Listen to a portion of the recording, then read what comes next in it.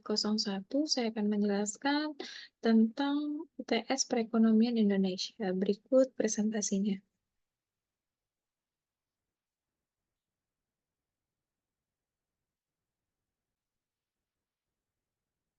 Indonesia harus menghindari terjadinya middle income trap. Middle income trap merupakan suatu keadaan ketika negara berhasil mencapai tingkat pendapatan menengah tetapi tidak dapat keluar dari tingkatan tersebut untuk menjadi negara maju. Istilah ini pertama kali populer setelah dipakai dalam sebuah laporan Bank Dunia yang dirilis pada tahun 2007, berjudul NS Asian Renaissance: Ideas for Economic Growth, di mana middle income dalam buku ini mengacu pada keadaan ketika sebuah negara berhasil mencapai ke tingkat pendapatan menengah, tetapi tidak dapat keluar dari tingkatan tersebut untuk menjadi negara yang maju.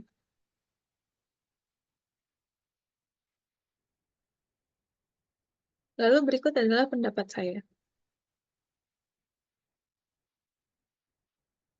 Indonesia telah menunjukkan kemajuan ekonomi yang signifikan selama beberapa dekade terakhir, naik dari negara yang berpenghasilan rendah ke negara berpenghasilan menengah. Namun, meskipun kemajuan ini patut diapresiasi, Indonesia menghadapi tantangan untuk menghindari apa yang dikenal sebagai middle income trap. Middle income trap adalah kondisi di mana negara-negara berpenghasilan menengah mengalami kesulitan untuk bertransisi ke negara berpenghasilan tinggi. Untuk menghindari skenario ini, Indonesia memerlukan strategi komprehensif yang mencakup kebijakan fiskal, moneter, dan pengelolaan utang luar negeri yang tepat.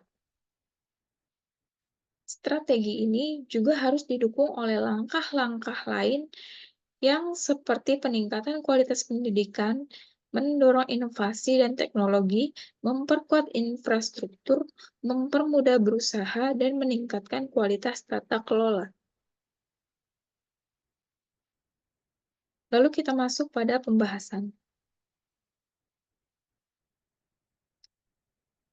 Dari segi kebijakan fiskal, yang pertama adalah peningkatan penerimaan pajak, memperluas basis pajak, dan meningkatkan efisiensi pengumpulan pajak untuk menghasilkan pendapatan yang lebih besar bagi pemerintah. Yang kedua, belanja yang efisien dan tepat sasaran, yaitu memfokuskan pengeluaran pada sektor-sektor prioritas seperti pendidikan, infrastruktur, dan penelitian dan pengembangan untuk mendorong pertumbuhan ekonomi jangka panjang. Lalu yang ketiga, kebijakan subsidi yang tepat, yaitu melakukan evaluasi dan reformasi program subsidi untuk memastikan efektivitas dan efisiensi dalam mendukung kelompok rentan dan mendorong sektor-sektor strategis. Lalu yang keempat, desentralisasi fiskal, yaitu memberikan otonomi fiskal yang lebih besar kepada daerah untuk mendorong inovasi dan akuntabilitas dalam pengelolaan keuangan lokal. Lalu kita masuk pada segi kebijakan moneter. Yang pertama adalah menjaga stabilitas makroekonomi, yaitu menjaga inflasi pada tingkat yang stabil dan suku bunga yang kondusif untuk mendorong investasi dan pertumbuhan. Lalu yang kedua, mendukung inklusi keuangan, yaitu meningkatkan akses ke layanan keuangan bagi masyarakat, terutama usaha kecil dan menengah, untuk mendorong partisipasi mereka dalam ekonomi formal. Lalu yang ketiga, mendorong inovasi keuangan, yaitu mendukung pengembangan produk dan layanan keuangan baru yang inovatif untuk memfasilitasi transaksi dan mendorong pertumbuhan ekonomi.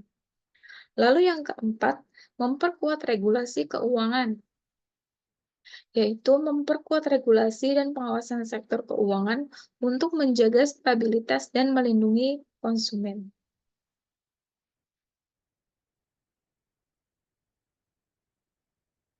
Lalu kita masuk lagi ke kebijakan utang luar negeri. Yang pertama adalah pengelolaan utang yang prudent, yaitu memastikan bahwa utang luar negeri dikelola secara bertanggung jawab dengan menjaga rasio utang terhadap PDB pada tingkat yang berkelanjutan. Yang kedua, penggunaan utang yang efektif, yaitu memastikan bahwa utang luar negeri digunakan untuk membiayai proyek-proyek yang produktif dan memiliki manfaat ekonomi yang panjang. Yang ketiga, diversifikasi sumber pendanaan, yaitu mendiversifikasi sumber pendanaan dengan meningkatkan investasi domestik dan menarik investasi asing langsung. Lalu yang keempat, meningkatkan transparansi utang, yaitu meningkatkan transparansi dalam pengelolaan utang luar negeri untuk membangun kepercayaan investor dan pemangku kepentingan.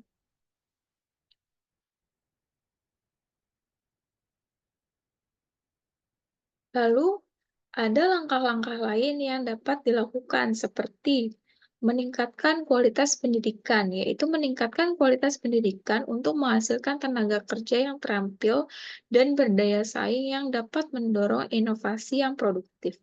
Yang kedua, mendorong inovasi dan teknologi, yaitu meningkatkan investasi dalam penelitian dan pengembangan, serta mendorong adopsi teknologi baru untuk meningkatkan daya saing industri.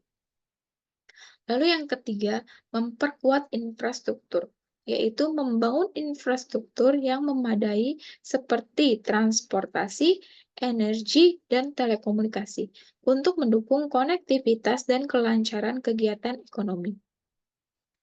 Lalu yang keempat, mempermudah berusaha, yaitu menyederhanakan regulasi dan birokrasi untuk menciptakan iklim investasi yang kondusif dan menarik bagi investor domestik dan asing.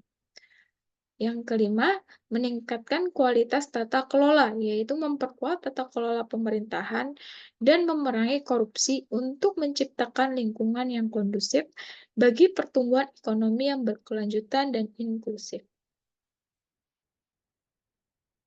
Lalu kita masuk pada kesimpulan. Untuk menghindari jebakan negara yang berpenghasilan menengah dan mencapai status negara maju, Indonesia memerlukan strategi yang komprehensif dan terkoordinasi. Ini mencakup kebijakan fiskal yang efisien, kebijakan moneter yang mendukung stabilitas makroekonomi dan inklusi keuangan, serta pengelolaan utang luar negeri yang prudent dan transparan. Langkah-langkah pendukung seperti peningkatan kualitas pendidikan, inovasi, infrastruktur, kemudahan berusaha, dan tata kelola yang baik juga sangat penting. Keberhasilan dalam mengimplementasikan strategi ini membutuhkan komitmen dan kerjasama yang kuat dari pemerintah, sektor swasta, dan masyarakat luas. Dengan pendekatan yang tepat dan komitmen yang berkelanjutan, Indonesia memiliki potensi besar untuk keluar dari middle income trap dan mencapai masa depan yang lebih sejahtera bagi seluruh rakyatnya. Berikut adalah daftar pustaka untuk referensi presentasi ini. Baik, sekian presentasi dari saya. Kurang dan lebihnya mohon maaf.